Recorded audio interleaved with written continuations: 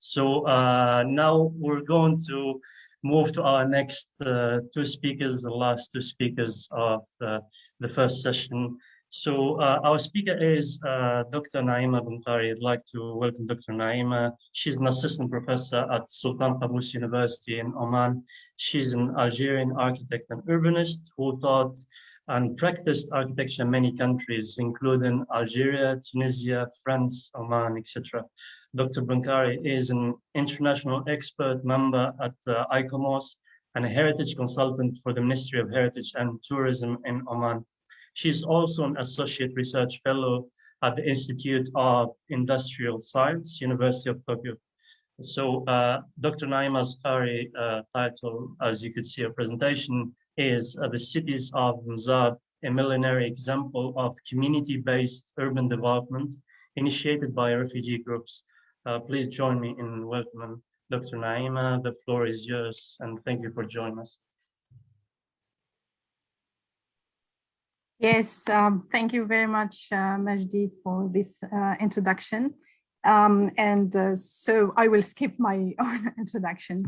Also, I must thank Professor Jamal Mun'am and Dr. Majdi Falah for giving me this opportunity to share and hear from my colleagues. My talk today is about the millenary cities of Wadi Mzab, an urban and architectural heritage listed by UNESCO as World Heritage Site in 1982. These cities and their architecture have been the center of interest since several decades now, but the look and the approach I suggest to have in the present talk is somewhat new, since it aims to explore the process of their formation by what we could call today groups of an ethnic and religious minority displaced from its initial lands by ruthless armed conflict. My talk will be articulated around the points that you see after an introduction. I will introduce who are the Ibadis and what is the Ibadism and this community, then a quick introduction to the urban civilization of Mzab, the social and religious structures behind it, the regulation and precepts that govern the built environment, some aspects of the urban organization in the Mzab cities, and then some takeaways from this experience. And actually, I'm very happy to speak right after Aida and Amal, because I think my speech, although it is anchored in a previous experience that is more than 1,000 years old, it is really echoing all the questions and the problematics that we are addressing nowadays, whether at the social or heritage level. The conference we are participating in today is about the ways to connect with heritage and how to promote it as a legacy, as a foundation to build upon one's identity. Heritage is also a common source of information and a place where to look for past experiences and tap into these to build skills and develop approaches to address the challenges of the present.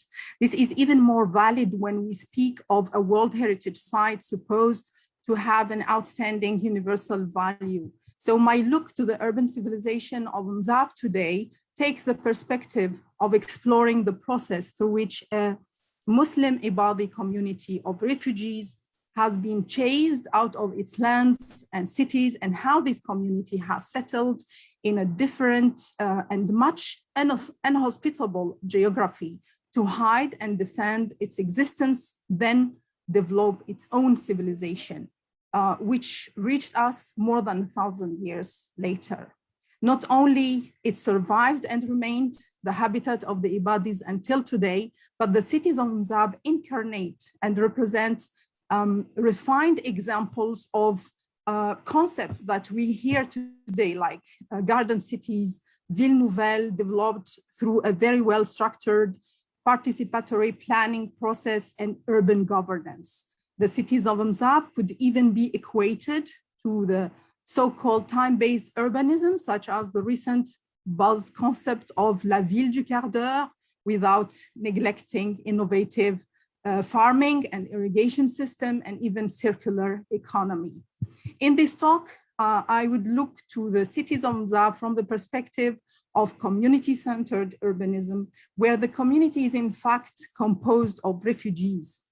The objective is to open a debate on how refugees can take control of their destiny and develop their own built environment that fits to their immediate needs to be protected, but also to fulfill their important needs, which are human dignity, cultural identity, and rapid independence from humanitarian aids.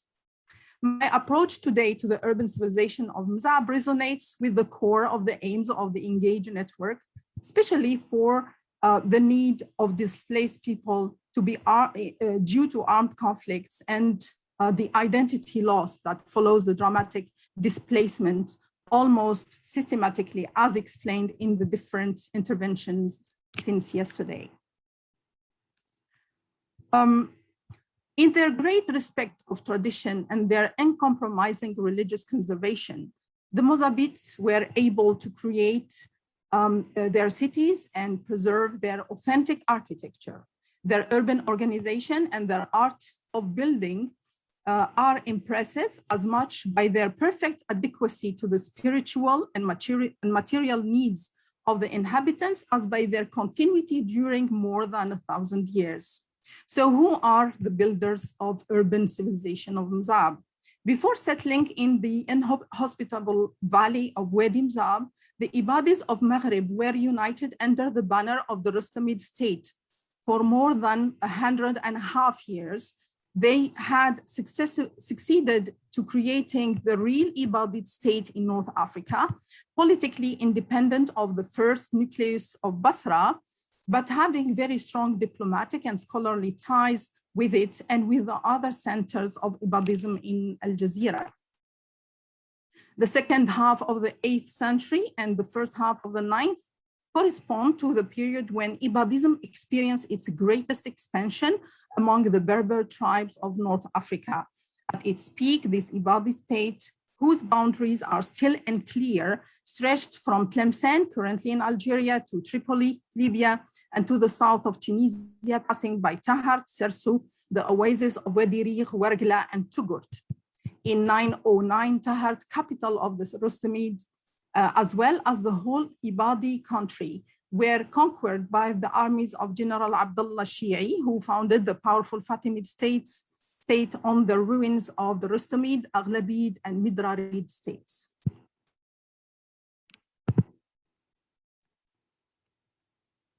After the final assault of Tahart, it was the oasis of Wargla that welcomed the greatest number of Ibadi refugees who came to follow their imam. These Ibadis gathered in Isidratan or Sadrata, ruled by the last Rustamid imam, who established there an imama of defense, imam al-difa', and which did not last for long. The weak imama was dismantled and replaced by a council of representatives called wujuh or ayan or akabir. In the 11th century, the Ibadi imamate mutated to the state of secret, kitman, under the tutelage of the organization of Majlis al-Azzaba, a governing council composed of elected Ibadi scholars from the community.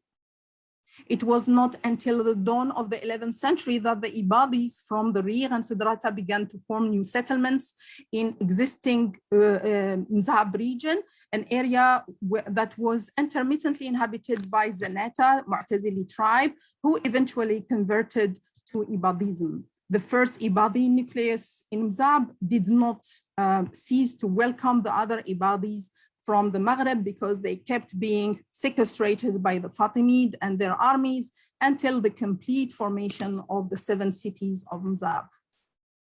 The Ibadis are among the Islamic schools of thought, madhab.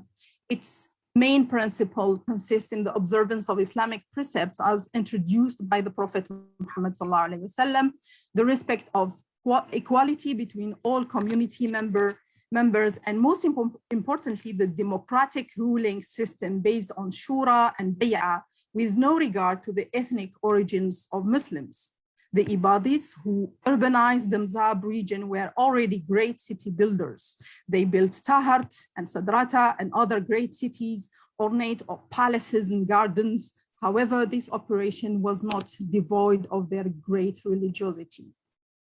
In his book about Mzab, Marcel Mercier declares the constitution of a city was not for them the ibadi that is the result of chance. It was carefully thought out, deliberated, and then carried out. This operation took on a mystical and military form, which could recall the methods of our ancient religious orders. Any settlement established by the Ibadi community while in its state of Kitman is a judicious balance between the religious power of al-Mashayikh, the Azaba, and the parallel power of the representatives of the Ibadi people, al-Awam, or al-Jama'a.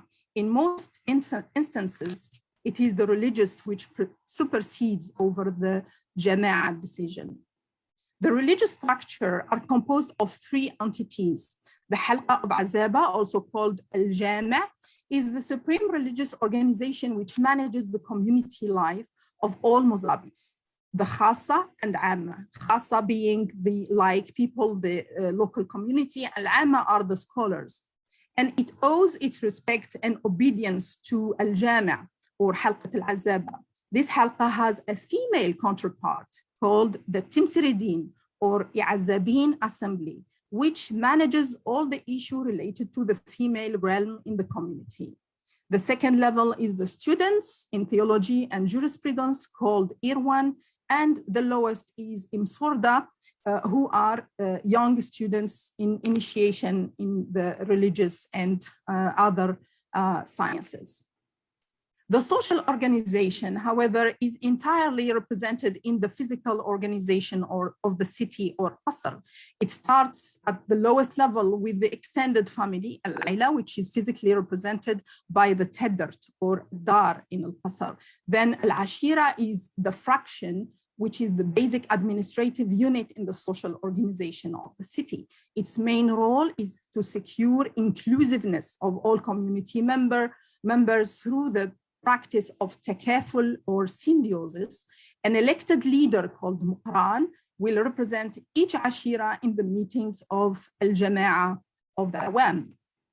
Al-Qabila is the intermediary between Al-Ashira and Al-Arsh. Its political importance is not major in Mzab first groupings, but the solidification of several Qaba'il forms Al-Arsh. The entire territory of the city, Al-Qasr, is the spatial support of the social entity called Al-Arsh or Urush. This is an adaptation I have made of the initial diagram developed by André Ravero to describe the social and religious structure of the Ibadi society in its Qasr or city. We are in presence of a well-structured and stratified organization formed by election and representing the two components of the community, the religious and the civil society. In Mzab, decisions regarding the community were directed by the Azaba or their representatives. In what follows, we will see the main stages of the creation and expansion of the Ibadi city in this region. As mentioned earlier, the everyday life of the community, including the construction and management of the city and its buildings, is managed by the religious precepts. They are scrupulously documented in the large juridic corpus of the Ibadis. For the construction in particular, I can refer to Kitab al-Qisma wa Usul al-Aradin by Sheikh Abu al-Abbas Ahmed al-Nafusi, Kitab al-Nil and Risala al-Shafia fi Ba'd al-Tawarikh by Sheikh al-Tfayesh, and Kitab al-Takmil by Sheikh Abdul Aziz bin Ibrahim al-Thamini. My research for the PhD, of which a book in 2 volumes has been published in 2014, as well as several articles, have presented and analyzed this important regulatory corpus, which addresses the built environment produced by the Ibadi community. When settling in Mzab, the Ibadis sought defense and proximity to water. They set up their cities along the valley of Wadi Mzab on peaks or ridges in order to avoid the violent floods of the Wadi and take advantage for their agriculture of the water and alluvium that collects there. In the slide, you can see the 5 first cities with their date of establishment. They will be followed by 2 others, which are located much further in the Wadi. This is the most fertile lands were planted with palm trees and other fruit trees. Dams, wells, and very complex irrigation systems were designed and implemented in order to collect water and distribute it equally on all terrains. So how was the Mozambique city established and how did it evolve? Entrepreneuring people gathered with at their head a sheikh renowned for its piety and courage, surrounded by a halqa made up of his disciples and devotees, leave their temporary refuge to look for a new place to settle for a long term. They choose a site in particular on the basis of its defensive properties in order to build their city there. They draw the outlines of their future city. The extent it was to take was very clearly defined by the Ibadi laws. It is defined by the distance that can be covered by a walking middle-aged man between the call for prayer adhan and its beginning, which lasts for around 15 to 20 minutes. This is pretty much what the urbanist Carlos Moreno is advocating in his concept of the city du quart d'heure that he first tailored for the city of Paris, then he generalized in the concept of his book, Droit de Cité, he published in November 2020. At the top of the peak that the city was to occupy, the founders began to build the great mosque, El Jama, also called the center of the city. At this point, this mosque was to be not only the sanctuary of the and the center of government, but also the arms and food store, the military headquarters, the administrative center, because nothing around has been done yet. In order to protect the early constructions, the city wall was to be erected just after the mosque. The next step was to draw the broad lines separating future neighborhoods in the city, lines that will later turn into ramified network of streets, alleys, and dead ends. The districts then, thus delimited, were allocated by a law emanating from the Halqa of Azaba to different fractions, Ashira, that were to populate the city. The leaders of the fractions, in their turn, were responsible for granting each family a plot whose size corresponded to the number of its members. The deeply egalitarian spirit claimed by the Ibadi doctrine and developed by the Berber tribal traditions requires that everyone participates in the construction of the qasr, its houses, and its equipments without any distinctions of social rank or fortune.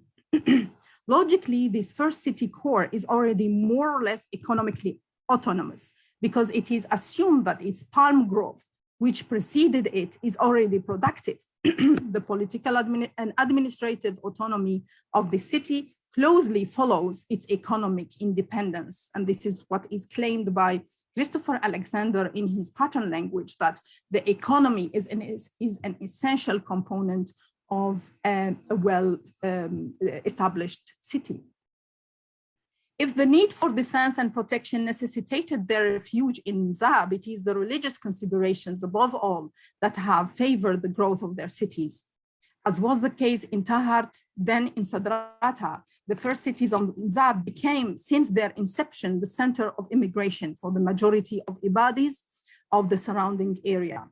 Thus, the Mzab Valley has seen its population increase by the multiplication of its first inhabitants, but also by the great waves of immigration that was welcomed. This fairly significant demographic growth caused the expansion of the existing cities, and in some cases, the creation of new towns. Whenever they had to expand their city or found a new qasr, the Mozabit followed these same steps, and the Azaba tirelessly ensured that the tradition set by the Ibadi prescriptions was respected. With each extension of the city, its enclosure is demolished, then pushed further in order to identify the new parts of the city. Often, a prominent concentric street takes the place of the old enclosure. The slide shows the successive expansion of Qasr al-Ghardaya. The dark dot with the number 1 represents the Great Mosque at the center. The number 3 is the Souq, the only large void in the Qasr. And the bold lines show the city wall, the black lines represent the ramification of the streets, and all the white is the massive constructions. The urbanization of the Mzab Valley can be defined in terms of a system reproduced in several copies over a short distance. This system is made up on one side by the Qasr city, surrounded by its ramparts, and whose fabric is very dense and compact. Then on the other hand, the agricultural development, the palm grove installed on an alluvial aquifer and supplied with water by a complex system of irrigation. The 7 cities of Mzab Valley follow a similar organization, but they cannot be reduced to a single model. These cities had organic and rigorously arranged structures that make them function like human anatomy, to use the metaphor of the great theorist of Islamic city, Al-Farabi. The cities of Mzab are for the most part perched on hills, the highest point of which is often marked by the minaret and the great mosque. Their plans show elliptical or ovoidal shapes, the major axis of which depends on the ownership of the land to be built and the topography of the site. The Great Mosque is to the Qasr what religion is to the Ibadi community, which, as we have seen, was made up of different tribes and peoples strongly attached to the belief and practice of this madhab. The Great Mosque is locally called Amas Nagram. The center of the city is clearly indicated. The location of the mosque at the center of the city is clearly indicated in the Ibadi fiqh regulations related to the construction. The urban fabric of the Qastur of Mzab is extremely dense, as I said, and the streets, alleys, and all the connections are very narrow, connecting the dense constructions. All the relationships and transactions of construction are regulated through the Ibadi fiqh by the Azaba. The street network of each Qasr follows the topography, as I said, and the ramification of streets allows to screen the people who stays in the outskirts for the market and who gets inside. On the outskirts of the city, near the wall, comes the souk, right before the precinct of the walls, and the market square is the only significant void, as I said. It is purposely put at the outskirts of the city because it should be protected by the towers and keep the people with whom they are having transactions, keep them outside of the Qasr. The Qasr is systematically surrounded by a polygonal enclosure guarded by towers. An important component from the outskirts of the Qasr is also the cemetery that is part of the Ibadi town planning. The cemeteries with their mosques are an important component also in the social activities, especially when it comes to the takaful or symbiosis activities that strengthen the social ties. Also, the cemeteries allowed, because they are properties, waqf, mushah, they allowed the control of the urban sprawl to go beyond their limits. The palm grove, known to the Mozabit as Al-Ghaba, today forms a kind of appendix linked to the agglomeration, which ended up investing the bed of the Wadi and its edges. Originally, Al-Ghaba formed a completely separate, if not opposed entity to Al-Qasr, and was often located a few kilometers away. The Mozabit established their oases as close as possible to the groundwater tables. They have equipped them with a highly developed network of collecting and sharing and reusing and recycling water. Very sophisticated dams and irrigation systems.